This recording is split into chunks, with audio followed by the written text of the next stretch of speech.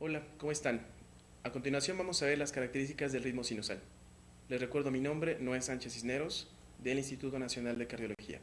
Para ver las características principales del ritmo sinusal es importante recordar cuáles son los componentes principales del electrocardiograma, de los cuales tenemos las ondas, los intervalos y los segmentos.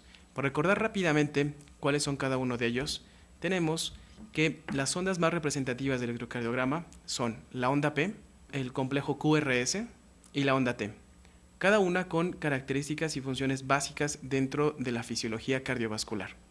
Entre los intervalos, nosotros podemos destacar el intervalo PR, hay que recordar que se mide al inicio de la onda P y al inicio de la onda Q, el intervalo QT, que se mide justamente del inicio de la onda Q al término de la onda T, y un intervalo muy representativo que es el intervalo RR, que se mide entre la R de cada complejo QRS. Entre los segmentos a destacar tenemos el segmento PR, que es un nivel que nos va a dar prácticamente el punto de referencia para poder determinar supradesniveles o infradesniveles del siguiente segmento, que es sumamente importante, el segmento ST. Esto representa la primera parte de la repolarización ventricular y tiene mucha significancia clínica cuando se evalúa al paciente con algún trastorno isquémico. Y finalmente tenemos el segmento TP.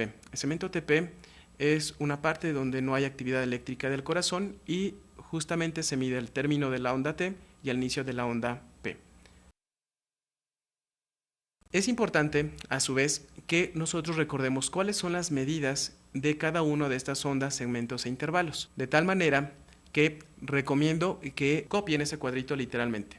Es decir, el elemento o la onda que vamos a analizar, la duración, la amplitud y las principales características. Esto va a ser de suma importancia para nosotros poder determinar si está o no normal un trazo electrocardiográfico.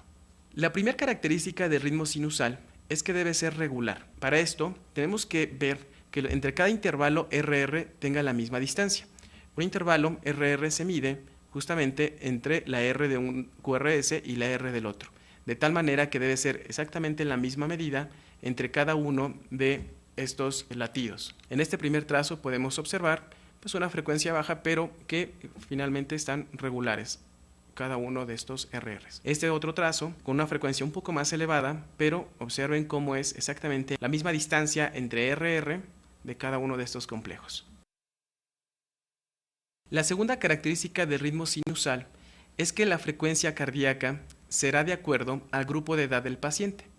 En general, en el paciente adulto será de 60 a 100 latidos por minuto. De tal manera que nosotros tenemos que recordar el cálculo de la frecuencia cardíaca y debemos de utilizar la más adecuada de acuerdo a la característica de nuestro trazo electrocardiográfico. En la siguiente imagen nosotros podemos utilizar una técnica donde se cuenta el número de cuadros pequeños entre R y se divide entre 1500. De tal manera que si contamos lentamente o contamos puntualmente los cuadros que existen entre este R y R, podemos determinar que son 5, 10, 15, 20 cuadros pequeñitos, 21, 22, 23, 24, 25. Si esos 25 cuadros pequeños es el dividendo de 1500, nosotros obtenemos una frecuencia cardíaca de 60 latidos por minuto.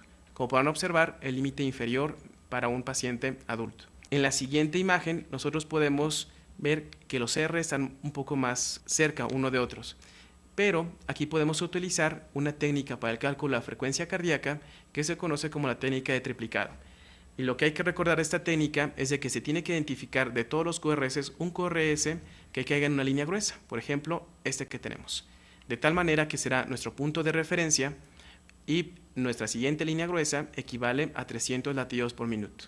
La siguiente línea gruesa a 150 latidos por minuto y la siguiente línea gruesa a 100 latidos por minuto. Sin embargo, recordando, verán cómo este QRS cae entre los 100 y los 150 latidos, de tal forma que entre estos 5 cuadritos tenemos 50 latidos. Si nosotros asignamos la cantidad de latidos por cuadrito pequeño, pues serían 50 entre 5, cada cuadrito pequeño equivale a 10.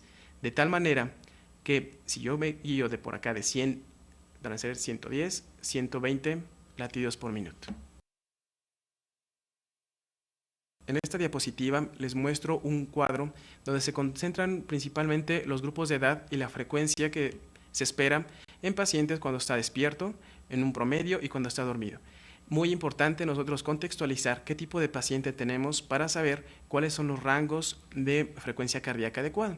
De tal manera que pacientes por arriba de 10 años y generalmente los adultos van a tener frecuencias entre 60 y 100 latidos por minuto, un promedio de 75 y cuando estamos dormidos generalmente de 50 a 90 latidos por minuto. Pero observen que a medida como va bajando la edad del paciente, justamente va incrementando la frecuencia cardíaca. Muy importante en la práctica clínica porque hay que relacionar la parte eléctrica con la parte mecánica de la función cardíaca. La siguiente característica a determinar de nuestro trazo electrocardiográfico corresponde a saber que este mismo trazo debe contener ondas, intervalos y segmentos en dimensiones adecuadas. De aquí la importancia de que siempre se tenga a la mano estas mediciones. De tal manera que si nosotros tratamos de determinar la onda P de este trazo, podemos medir de la siguiente forma.